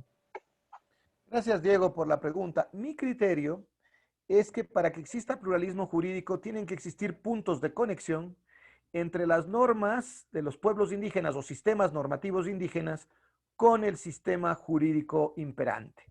Es decir, deberíamos saber cuándo la autoridad indígena debe intervenir, cuándo sí y cuándo no. Debería haber, ¿no es cierto? Así como si yo tengo un juicio en Chile, en Colombia, debemos más o menos manejarnos. Aquí deberíamos también tener una relación. Debería haber una coordinación mínima. Recuerde usted que la Constitución manda que existe una ley de cooperación y coordinación entre las justicias. Hasta el día de hoy existe eso. No existe la ley de cooperación ni coordinación. Hay algunos proyectos, etcétera, pero hoy no se sabe a ciencia cierta cuáles son los límites que tiene la autoridad. Y es verdad, muchas veces, mucha gente está idealizando a los indígenas. Ahí también hay corrupción. Hay corrupción, sí. Nos quejamos solo de nuestra justicia, pero también en la justicia indígena hay corrupción, porque son seres humanos. Entonces, yo creo que el gran debate que tiene que darse es en el complemento entre los dos sistemas. Creo que debería haber un intercambio, por ejemplo, que los indígenas vengan a las ciudades a ver cómo funciona la justicia y no hablen por hablar, y que los jueces puedan coordinar con las autoridades en las comunidades para que pueda existir coordinación. Otro aspecto, cada año o cada 2 años cambian los cabildos. Sería importante que los cabildos puedan tener también una formación. Mi experiencia es que cada año viene alguien que no sabe y hay que volver a capacitar. Entonces, es importante que exista una relación con los jueces, con los fiscales, porque si no, para mí más puede darse un paralelismo que un pluralismo jurídico. Ese es mi criterio, básicamente lo que les podría decir. Muy bien, perfecto. Vamos entonces a continuar en lo que nos queda y quisiera, el siguiente tema que vamos a conversar es el constitucionalismo. ¿Qué es el constitucionalismo? ¿Sí? Que es importante que lo podamos ver. El constitucionalismo, y aquí sigo a Salgado y algunos otros autores, Ollarte, etc. Realmente el constitucionalismo es un movimiento histórico que nace, yo diría, de 3 países. Y no nace como está en la pantalla tan solo en el siglo XVIII, sino que a mi juicio nace de Inglaterra. Inglaterra tiene su primera constitución que se llama la Carta Magna el 15 de junio, ¿no es cierto?, de 1215. ¿Se dan cuenta? ¿Hace cuántos años? 4 siglos, o más de 8 siglos. ¿Sí? Y aparte, vamos a tener a los franceses con la Revolución Francesa y todo su legado histórico, y por supuesto al movimiento de independencia norteamericano con la Declaración, la Constitución, etc. ¿Sí? Entonces, el constitucionalismo, primero, es un movimiento filosófico político que surge de estos movimientos históricos. Segundo, ¿cuál es el objetivo? Perdón, doctor. Sí, adelante. El primer movimiento se me costó, no lo escuché, por favor, me puede repetir, disculpe la Claro, molestia. claro, con el mayor de los gustos. Lo que yo decía es que el constitucionalismo es un movimiento político, jurídico, filosófico, que nace gracias a dos pilares. Uno, el pilar británico de más de 8 siglos. Ustedes van a tener una lectura donde van a poder ver los diferentes instrumentos británicos, que nace desde la Carta Magna, que se da en junio de 1215, 806 años más o menos, ¿sí? Y este constitucionalismo va a marcar un montón de aspectos.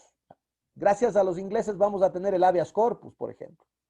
Vamos a tener el due process of law, el debido proceso. Una cantidad de elementos.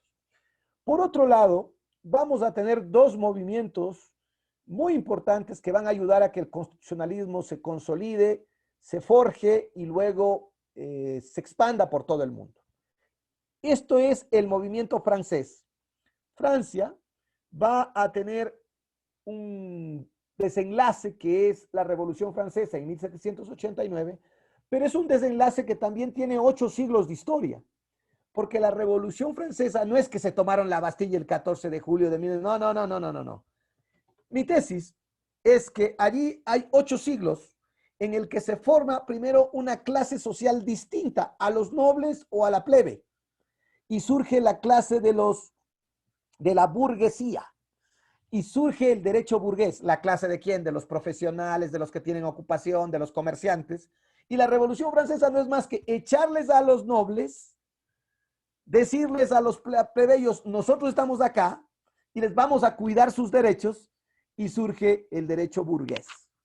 Por eso es que inclusive a algunas personas de algunos gobiernos han dicho, hay que cambiar el derecho burgués y tiene que venir el derecho, cual sea, el que sea. ¿Sí? Esa es la Revolución Francesa. De la Revolución Francesa, ¿qué hemos obtenido? El concepto de constitución, derechos, garantías, ¿sí? Muchas instituciones. Y después de esto nos encontramos con el movimiento de Estados Unidos, la independencia desde 1776 de los Estados Unidos, pero que también tiene declaraciones de derechos, tiene su propia constitución y tiene una gran institucionalidad. ¿Qué obtenemos del sistema norteamericano? Algo que está en juego, que es el presidencialismo. Hoy se dice que el Ecuador, con la constitución del 2008, padece de un hiperpresidencialismo, pero esta figura nace desde el sistema norteamericano. ¿Estamos claros? Esta es, digamos, la visión histórica de lo que es el constitucionalismo. Constitucionalismo no solo analiza normas constitucionales, sino que tiene una filosofía y una política detrás de esto. Y ya vamos a ver cuál es. No sé si ahí está más claro para todos. Sí, gracias, doctor. Doctor, disculpe una pregunta. Con el mayor de los gustos. En la independencia de Estados Unidos obtenemos el presidencialismo, dijo, tal vez. Sí, claro. Es decir, de todo el sistema norteamericano, uno de los elementos más importantes es el presidencialismo. Y eso es lo que va a tomar... ¿Sí? ¿Qué quiere decir eso? ¿O cómo abarca el contexto? En los sistemas de gobierno existen el presidencialismo y el parlamentarismo. Si usted ve, por ejemplo, Japón, o si usted ve Alemania, allí no hay un ejecutivo fuerte, allí hay un parlamento fuerte, ¿sí? Es decir, depende quién es la autoridad que dirige con más fuerza el gobierno. Cuando hablamos del presidencialismo, hablamos que es el presidente o el ejecutivo el órgano más fuerte para el gobierno. Por eso, si usted ve acá, delegados del ejecutivo, ¿dónde están? Inclusive en la Corte Constitucional, ¿quiénes son los elegidos? ¿Delegados de dónde? Delegados del Ejecutivo están en todo lado. A eso me refiero cuando hablamos del presidencialismo. Si ustedes quieren, en la clase siguiente, cuando ya veamos un poco más del constitucionalismo, podría diferenciar y hablar con más fuerza del presidencialismo versus el parlamentarismo. Es más, vea usted que, por ejemplo, en otros países la Asamblea, el Parlamento le puede quitar la confianza al Ejecutivo y lo cambia y hasta luego. Esto que ha pasado en España, por ejemplo, ¿se acuerdan? En España, vean ustedes que a veces no pueden hacer gobierno, así han visto en las noticias. ¿Por qué? Porque allí el Ejecutivo no es tan fuerte, allí el Parlamento es el que decide. ¿Sí? Una mezcla entre el presidencialismo y el parlamentarismo es la muerte cruzada que tenemos en Ecuador ahora. Es una mezcla entre los dos. ¿Sí? El uno le destituye al otro y se llama a elecciones anticipadas. ¿Estamos claros? ¿Más preguntas o dudas? ¿Más preguntas o dudas? Vayan si quieren anotando todo y todo lo vamos a conversar, lo vamos a discutir y con las lecturas sobre todo vamos a poder ver si quieren en la siguiente clase para poder terminar lo que quería hoy día dar. Si quieren en la siguiente clase podemos trabajar unos 15 minutos sobre las ventajas del presidencialismo o las diferencias entre el presidencialismo y el parlamentarismo. Como les digo, el presidencialismo, el país donde más funciona o mejor funciona es Estados Unidos. El parlamentarismo funciona sobre todo en Europa, Japón, Alemania, España. Estos son los países donde funciona con mucha fuerza el parlamentarismo. ¿Estamos claros? ¿Cuál es el objetivo del constitucionalismo? Dicho de otra manera, ¿para qué sirve el constitucionalismo? ¿Por qué surge? El constitucionalismo surge como una reacción a la arbitrariedad de los reyes. Y esta arbitrariedad de los reyes no es que surge en el 1800, surge desde 1215. ¿Sí? Entonces, el constitucionalismo es una teoría filosófica, política, que busca limitar la arbitrariedad del ejercicio político, quitando la voluntad de los reyes y sometiéndola al ordenamiento jurídico. ¿Sí? Dicho de otra manera, como ustedes ven en la pantalla, lo que se busca es la juridicidad y la responsabilidad del poder público. ¿Sí? Es decir, el ordenamiento jurídico informa, guía el accionar no solo de administrados, sino de administradores. Esto es fundamental tenerlo claro para ustedes, por favor. ¿Sí? El constitucionalismo sí busca que la gente tenga libertad, pero esa libertad tiene que someterse al ordenamiento jurídico. Nadie puede hacer lo que quiera. ¿Estamos claros? Este constitucionalismo entonces tiene también otra finalidad, la defensa de derechos. Como había dicho, aquí nos oponemos a la monarquía, al Estado absolutista, ¿sí? Y el fin último del Estado debe ser el ser humano, siempre con sus derechos, ¿sí? Esto es importante, la defensa de derechos de los individuos. Para eso está el constitucionalismo. ¿Cuáles son las acepciones que tiene? ¿Hasta aquí estamos claros los objetivos del constitucionalismo? ¿Alguna pregunta o duda? ¿Está claro? ¿Entendido? El constitucionalismo es el límite del poder. El constitucionalismo es el límite de la arbitrariedad. El constitucionalismo es la defensa de los derechos de los ciudadanos. ¿Estamos claros? Ahora, ¿qué acepciones tiene el constitucionalismo? ¿Sí? Esta doctrina de limitar el poder, esta doctrina de los checks and balances, de los pesos y contrapesos, de la separación y complementación de los poderes o de las funciones del Estado, de la declaración de derechos, del control de constitucionalidad. ¿Cuáles son las acepciones que tenemos de constitucionalismo? Miren, de mis investigaciones, yo creo que tenemos al menos 6 tipos de constitucionalismo. Y quizá la tarea que les voy a dejar para la clase siguiente es ver cuál de estos constitucionalismos creen ustedes que tenemos en el Ecuador. Y vamos a tener primero un constitucionalismo débil versus un constitucionalismo fuerte. ¿Sí? En segundo lugar, vamos a tener un constitucionalismo de contrapesos versus un constitucionalismo de reglas. Inmediatamente después Vamos a explicar brevemente cada uno de estos. Y por último, vamos a tener un constitucionalismo objetivo o camino, un constitucionalismo, ¿no es cierto?, que busca una meta, un proyecto, algunos le llaman el constitucionalismo proyecto, que quiere eliminar la pobreza, que quiere dar a todos trabajo, etcétera, versus un constitucionalismo límite o garantía que busca generar igualdad de oportunidades, pero sin intrometerse en la vida de las personas. Veamos brevemente el constitucionalismo débil y el constitucionalismo fuerte, ¿sí? Entonces, veamos el constitucionalismo débil. Cuando hablamos de un constitucionalismo débil, el constitucionalismo débil nace del constitucionalismo clásico, o mejor dicho, del constitucionalismo antiguo, de liberal, básicamente.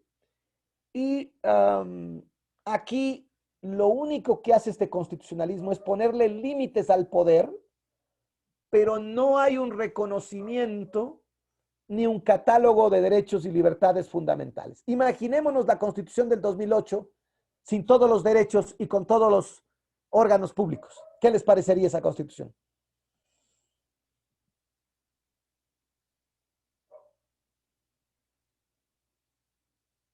¿Qué dice? ¿Está clara mi pregunta o no? Solo para entender el contexto del constitucionalismo débil.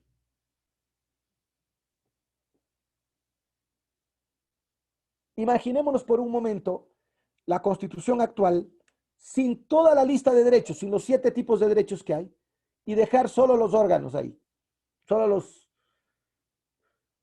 órganos públicos. ¿Qué pasaría? ¿Se podría limitar el poder político? Yo creo que no. Sería peligroso, ¿no es cierto? Ese es el constitucionalismo débil. Hay reglas jurídicas que limitan al ejecutivo, limitan al judicial, limitan al legislativo, pero el ciudadano no cuenta con el catálogo de derechos y libertades fundamentales que le colocan frente al Estado en igualdad de condiciones, o al menos le tratan de ponerla en la igualdad de condiciones. ¿Estamos claros? El constitucionalismo fuerte, en cambio, es importante, ¿no es cierto? Es fuerte porque, primero, tiene una constitución donde no solo hay órganos o procedimientos, sino que también existe la separación de poderes y hay la garantía de los derechos individuales. Es decir, que la constitución que tenemos ahora sería de constitucionalismo débil o de constitucionalismo fuerte. Fuerte. Sería, al menos teóricamente, de constitucionalismo fuerte. Esa es la idea. ¿Estamos claros con este primer constitucionalismo entre débil y fuerte? ¿Está clara la diferencia? Muy bien. Pasemos para poder terminar la clase. Veamos la diferencia del constitucionalismo de contrapoderes versus el constitucionalismo de reglas. Esto es, podemos decir, 2 tipos de constitucionalismo liberal diferentes. Los liberales, el liberalismo existe de muchos modos, muchas maneras, muchas teorías, muchas escuelas. El constitucionalismo de contrapoderes tiene una finalidad. A través de la división de poderes o de funciones se limita el poder, ¿sí? Se evita la tiranía, se evita el despotismo. Esto es fundamental. Por eso se habla de que un constitucionalismo de contrapoderes no solo tiene en las normas la separación o complemento de funciones, sino que en el funcionamiento mismo del Estado se lo puede ver. Mientras que un constitucionalismo de reglas va más allá. Es necesario también tener un espacio donde la libertad de cada ser humano deba ser respetado por el Estado. Es decir, el Estado va a encontrarse con espacios en los cuales no puede intervenir. Y esta viene dada en la Declaración de Derechos. Los derechos se convierten en una barrera que no puede el poder violar y que cuando lo hace se vuelve ilegítimo. Por ejemplo, por eso cuando yo salgo a protestar y me toman preso por protestar, ¿en qué constitucionalismo estoy? ¿De contrapoderes o de reglas? ¿O en ninguno? De reglas. Si yo salgo a protestar y me toman preso, ¿habrán respetado mis reglas o el Estado ha violentado mi barrera de protestar? El Estado ha violentado mi barrera de protestar. Claro. Pero si yo salgo a protestar y quemo casas, golpeo a personas, ¿allí el Estado podría intervenir? Sí, puede intervenir todavía. Puede intervenir ahí, claro. Ese es el tema, ¿no? Otro ejemplo, ¿qué tal si el legislativo dicta normas en contra de la Constitución? Que lo hace muy a menudo. Son inconstitucionales.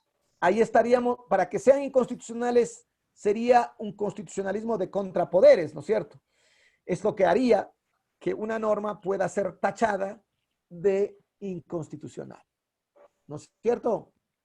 Ajá. Sí. Muy bien.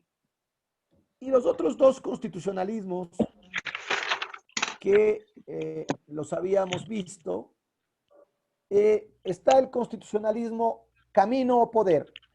Sirve para obtener resultados. Queremos que, por ejemplo, se respete la naturaleza. Queremos que el agua sea un derecho humano. Versus el constitucionalismo límite o garantía. Solo aquel que busca que el Estado dé igualdad de oportunidades a las personas, pero que no intervenga en su realidad o en su... Muy bien. Para terminar la clase, el constitucionalismo de alguna manera va... Yo no sé, algunos dicen que hay o no ataque al positivismo. Yo diría que el constitucionalismo lo que marca es dos cosas. Y esto es importante que ustedes lo puedan ver. Uno, yo creería que el constitucionalismo tradicional guarda relación con el positivismo, en tanto que el constitucionalismo social y el neoconstitucionalismo trascienden el positivismo. En los dos, tanto en el social y en el neoconstitucionalismo, vamos a tener esto que le he llamado la irrupción del Estado. El Estado crece, el Estado interviene para lograr no solo una igualdad formal, sino una igualdad material o real. Muy bien. Creo que hasta aquí quería ver hoy en la clase. No sé si hay preguntas o dudas y hemos podido recuperar un poquito el tiempo que no pudimos hacer clase. Doctor, ¿Preguntas o dudas? ¿Puede repetir la irrupción del Estado? Claro, con gusto. Lo que yo quería decir es... Doctor. Sí. Adelante. Preguntas, todas las preguntas. Doctor, en la clase usted explicó, está grabada, si no puede enviar en el proyecto, la diapositiva, por favor, para anotar.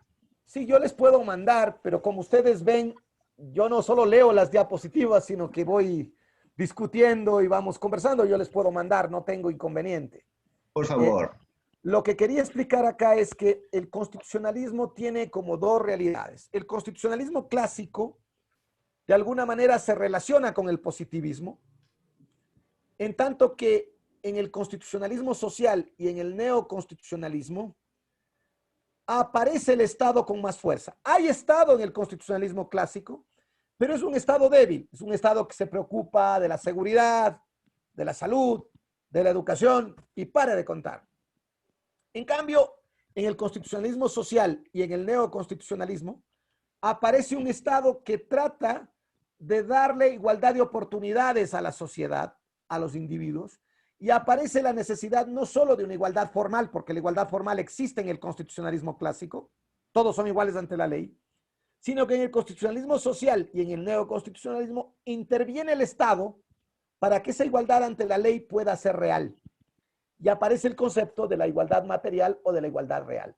Y ahí es donde aparece el control del Estado o la irrupción del Estado. A mí particularmente, yo puedo estar equivocado, a mí no me gusta el Estado. Para mí, mientras menos Estado, soy feliz. Pero es necesario el Estado. O sea, cuando no hay Estado, se dan muchas injusticias. Pero cuando tienes un Estado que no responde, vean el gran debate que se está haciendo, por ejemplo, ahora después de las declaraciones de Carapaz. O sea, es verdad, el COE, no el COE este de la pandemia, sino el Comité Olímpico Ecuatoriano, ¿no es cierto? Es el que dirige todo el tema de los Juegos Olímpicos. Pero viene el dinero del Estado. Sin embargo, hay una queja de que no hay apoyo.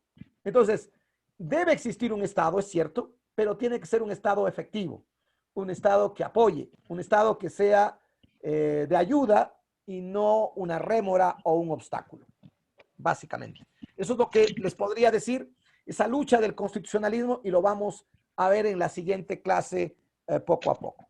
El constitucionalismo clásico defiende la libertad, el constitucionalismo social, la igualdad, y el neoconstitucionalismo, la mezcla entre la libertad y la igualdad, y otros valores también. ¿Más preguntas? Doctor, ¿y ese trabajo que me van a mandar, va a enviar la plataforma EVA? A ver, ¿ustedes tienen un WhatsApp? Sí. ¿El grupo? Muy bien, que por favor alguien, le voy a poner aquí mi número. La presidenta. La presidenta, por favor. Ya. Las lecturas le voy a mandar, voy a tratar de subir al EVA, pero les mando rapidísimo por aquí. Ahí está mi número para mandarle todas las lecturas. Son varias, no se me resientan, no. Son varias lecturas. Pero entonces, cortitas, doctor. Sí, son lecturas de 10, 15 páginas. Pero son al menos 10.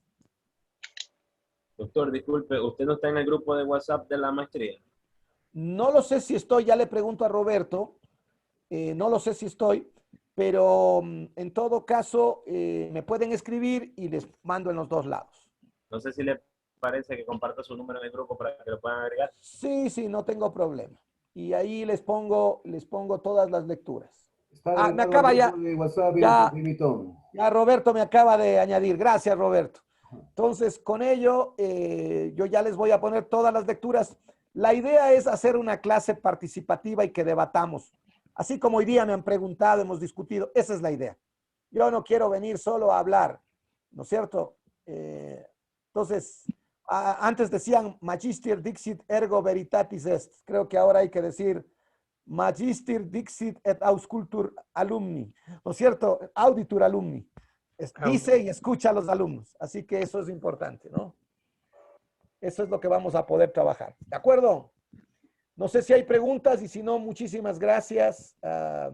Gracias, Roberto. Doctor, como tareas o trabajos para esta semana, ¿con qué quedaríamos para estar un poco? Vamos a lo siguiente. Primero, vamos a tener el control de lectura el día viernes de la lectura de Alberto Ray. ¿Sí? De la lectura de Alberto Ray y la lectura de Julio César Trujillo sobre constitucionalismo clásico. Esas dos que les voy a poner. Sobre esa lectura de Trujillo conversaremos en la clase siguiente y debatiremos. ¿Sobre qué es el tema, doctor? Disculpe. A ver, vamos a tener las siguientes lecturas. Una de Alberto Wright sobre historia del derecho. Ahí vamos a ver las etapas, todo lo que vimos hoy día, pero ampliado. Y luego vamos a tener una segunda lectura que estaba pensando la lectura de Julio César Trujillo o la lectura de una profesora sobre la Constitución de 1812. Creo que mejor voy a hacerle la de 1812, porque si no ya va a ser mucho 3 lecturas para el viernes. Doctor, ¿usted podría subir las lecturas al EVA o al grupo para facilitarnos? Eso les he dicho. Entre hoy y mañana les voy a mandar todas las 10 lecturas. Todas, son 10, 12 lecturas de todas las... Listo, doctor. Muchísimas gracias. No se preocupen. Lo que voy a mandar ahora es la primera tanda, para que no se confundan, de las lecturas para el viernes. Doctor, ¿Cómo tomo el viernes? 10 preguntas. Haré una inclusive de gracia, serán 11. Tendrán máximo 10 minutos, preguntas de sí o no o ABC. Pero son preguntas que si no has leído, te puedes caer. Muy bien. ¿Más preguntas o dudas? Doctor, el tiempo está muy corto, los 10 minutos para el control de lectura. Es que son solo preguntas, es que solo preguntas de sí o no o ABC, no tienen que explicar nada. 40 minutos o No, 50. uy, 40 minutos cuando fuera Ya, de doctor, ni desarrollo. para usted ni para nosotros. 25 minutos. Vamos a ver cómo nos va y conversamos el lunes, ¿ya? Ok. Cuídense mucho. Si no hay preguntas, ha sido un gusto conocerlos. Hemos recuperado el tiempo y estamos bien. Gracias, Roberto. Les agradezco mucho. Ha sido realmente me ha gustado mucho la experiencia. Creo que va a ser un curso que debata el próximo lunes. Nos vemos el lunes a las 7, creo que por este mismo Vaticanal. Muchas gracias.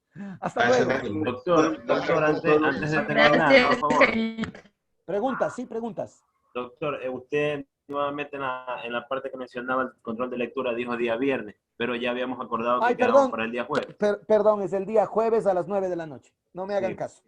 Jueves a las 9 de la noche. Aquí lo tengo anotado. Ya. Jueves, doctor, es el jueves el control de lectura, ¿no? Jueves 9 de la noche. Perdonen, fue un lapsus. Con media hora de...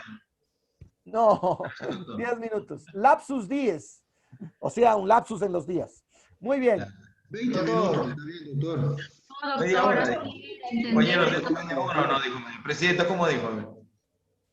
Doctor, envía la grabación en el grupo de WhatsApp ¿De la clase. De la clase, por favor. Claro, yo no sé si esto lo hace Roberto o lo podemos mandar, la grabación. Por favor. Yo estoy de administrador, doctor, ya le doy. Ya. Bueno, muchísimas gracias. Buenas noches y nos vemos el próximo lunes. Muchas gracias. Doctor.